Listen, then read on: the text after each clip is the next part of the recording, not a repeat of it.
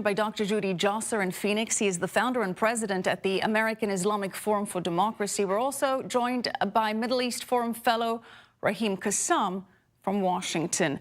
Dr. Jasser, let's start with you. The administration's counterterrorism strategy really emphasizing combating radical Islamic terrorist groups and Islamic ideology. Now, this is a significant departure from the Obama administration, which aimed to de-emphasize the threat of Islamic terror. What do you think of the strategy? Well, I think it's refreshing. It's really the story that unfortunately got buried by the Supreme Court issue this week. But at the end of the day, this is a huge shift from the 2011 Obama strategy that our entire Muslim reform movement criticized in a major paper that we released right after their strategy in July 2011, in which we said they used the word ideology but never mentioned Islamism, never mentioned jihad, never mentioned the common thread.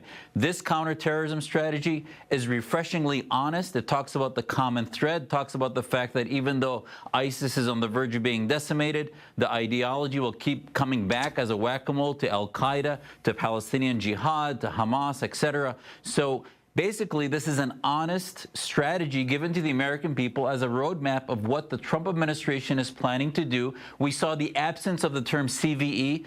Thank God, countering violent extremism, which meant nothing. Now they talk about terrorism prevention, and they're talking about Islamism and the threat of ideology. And hopefully now the next step, this is a healthy start, the next step will be engaging Muslim reformers who can help in an offense rather than simply defense. Raheem, would you agree that it's essential to highlight the Islamic jihadist ideology behind terrorism? Because unless you can acknowledge what the threat is and what the source of the threat is, you can't really fight it.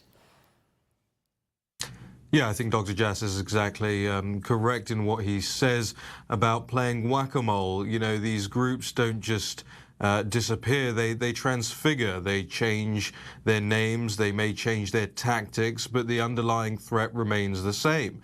These are radical Islamist supremacist movements that we're dealing with here, and what I particularly enjoyed seeing in this new counterterrorism strategy was a broadening, not just focusing on the sort of traditional Islamic terrorist groups as we've known them across the world, but actually broadening that. They've included new groups in Pakistan, for example, and also, as you mentioned in your package, the stress on Iran here, which John Bolton called the central banker of global terrorism and terror finance, I believe, and that's an incredibly important thing. You know, this is President Trump and his administration once again delivering on a major campaign promise. ISIS was sort of steadily defeated over the course of last year, and now that allows the US and its allies around the world to shift their focus onto where other threats may lie. So this is, I think, a very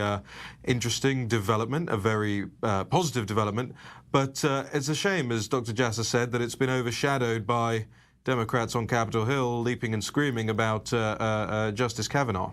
Well, Dr. Jasser, are you worried at all that stressing the role of jihadism and Islam could create anti-Muslim sentiment or fuel Islamophobia?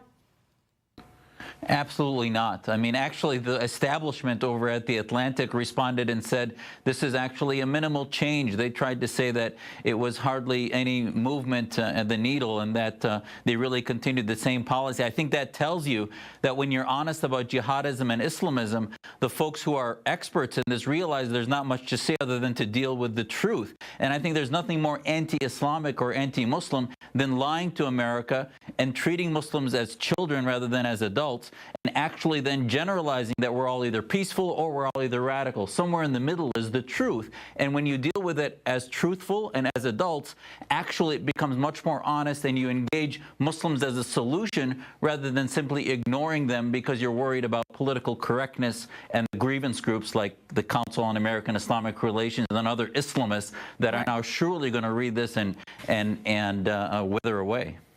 Dr. Zuhdi Jasser, thank you so much. Brilliant analysis. As always, Raheem, we'll give you the last word here. You've got about 30 seconds.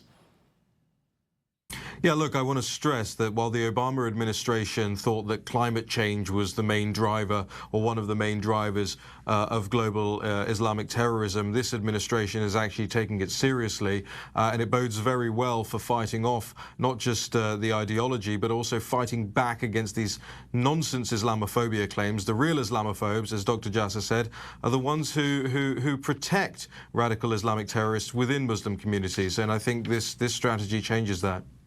All right. Thank you so much, Raheem, Kassam and Dr. Zuhdi Jasser. Appreciate it.